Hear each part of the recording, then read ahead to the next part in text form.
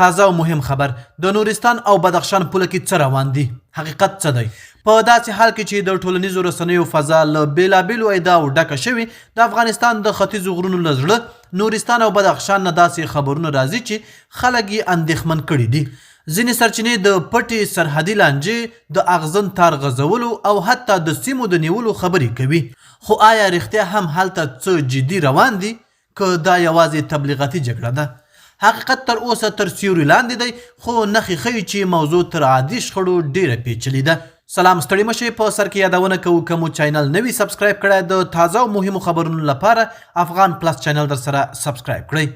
د راپورونو له مخې ادعا شوي چې د پاکستان اړخ څخه پوځیان د ډیورنډ کرښې ته نږدې سیمو کې تحرکات زیات کړي او حتی په ځینو برخو کې د اغزن تار غځول پلان عملي کړی دی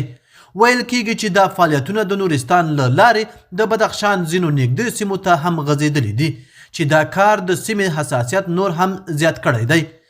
خو د طالبانو د دفاع وزارت بیا دا ټولې ادعاوې رد کړي او ټینګار یې کړی چې یادې سیمې د دوی تر بشپړ کنټرول لاندې دي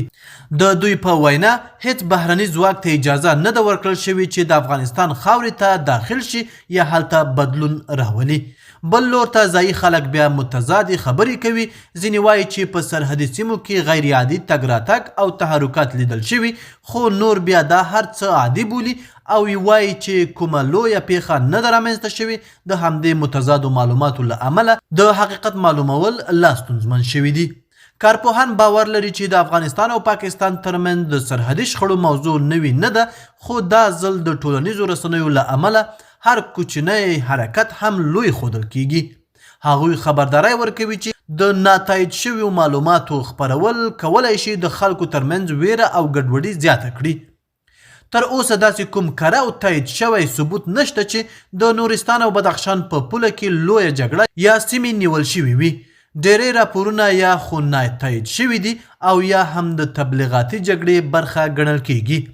د نن ورځې خبر تر همدې ځایه و د نورو تازه او مهمو خبرونو لپاره افغان پلس چینل در سره سبسکرایب کړئ او خپل نظریات مو را سره په کومنټ کې شریک کړئ تر بیا ښه وخت